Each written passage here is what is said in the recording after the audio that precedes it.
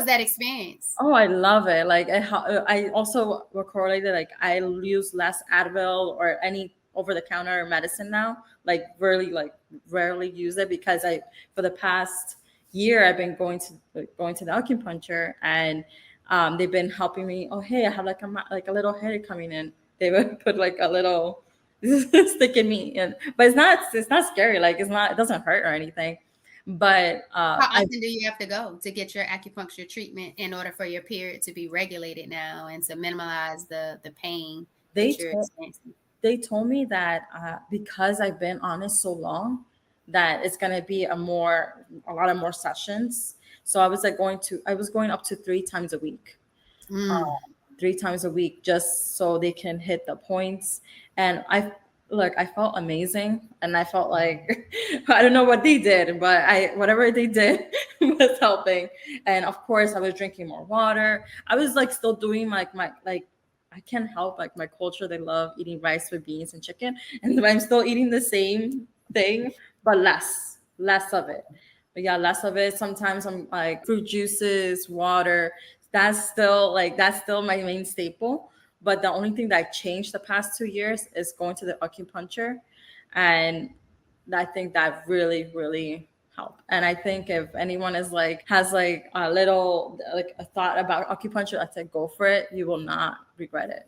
I love it. I've never heard the success story when it came to acupuncture yet. And I love that you were able to get up because that's something someone who's been on birth control for so long. Because I do know someone else who had been on birth control for a long time and they recently got off of it. Maybe, yeah, they got off it. I don't know how long they've been off of it, but I could definitely ask and see if they're open to experiencing acupuncture just to see how their body responds to it. And then also let them know that caveat, because you've been on birth control for so long, it's going to take additional, I don't want to say services, but additional visits in order for you to be able to start really seeing a change and for your body to start adopting and adjusting to the treatment. But I love that it's a holistic approach that I don't Yes, feel like we talk enough about. yes, no, I feel like I wish I knew this like sooner about the acupuncture part, just because I feel like I would have left the birth control even earlier than I did. And I was skeptical too, but like I said, I did my research, I experienced it myself, and I cannot, I'm not gonna lie, but every time I leave from that place, I get a better night's sleep. Like I feel better the next day. So I just like right now, for the past few weeks, I have not gone just because I've been crazy with my job. I work in a school, so there's kids. But I'm a due for one for sure. They're already calling me. It's like, Jeannette, are you okay? And I was like, yes, I'm okay. I need to go back.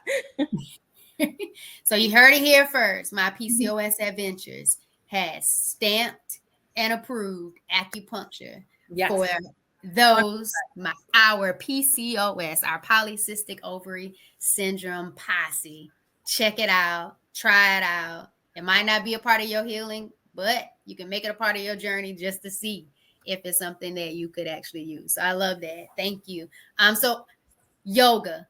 I know people typically talk about like yoga or Pilates, but then there's other people who talk about strength training when it comes to how we are moving, intentional or mindful movement when it comes to well-being. What approach have you taken, or what approach have you seen your body respond to when it comes to being consistent about moving your body? Yeah, that I'm not afraid of. Like for me personally, I lean towards strength training. In the future, I'm definitely thinking of doing Pilates, just because I've heard, also done some research, watch a lot of YouTube videos about how the benefits of Pilates. But strength training, when they told me that I had like higher testosterone in my blood, I was like, let me make it let me make it useful. Like I know that I'm able to lift a little more because I have that extra hormone. So I think that if I know that whoever watches this, like And if you're, wondering if you should do like strength training, I think you should, just because it will benefit. It will grow like, we're not going to grow big muscular muscles or anything like that, but if you're going to, but I feel like it does help. And that's what I try to do also when I go I go to my local gym, and I focus on, like, each day I try to focus on a muscle group, and the mind to muscle thing that I do as well, like when I'm doing my reps, and I'm like the accounting and making sure that, and I even I'm telling myself, let's grow muscle, let's go over here, let's arms, because I don't want to we have flappy arms over here. But yeah, no, I actually, like, I'm gonna, one positive thing about PCOS, I'll say that about the testosterone, saying that it helps with the working out those muscles. So I was like, you know what, I'll take it. I completely get you. So with me, I've never been like this big strength training person. Like, I was a dancer since before the age of 2. So when I got older and it was like, okay, now you really got to move, because even when you were a dancer, you didn't think, oh, you're exercising, all the days you go to dance class, tap, jazz, ballet, lyrical, hip hop. You don't realize that you're working out until you get older, and you're like, do I really have to go to the gym? What do I need to do that's going to be fun, that make me not have to think about I need to move my body, to truly appreciate my body and do what's right by my body? And so for me, it's been walking. I tried the gym.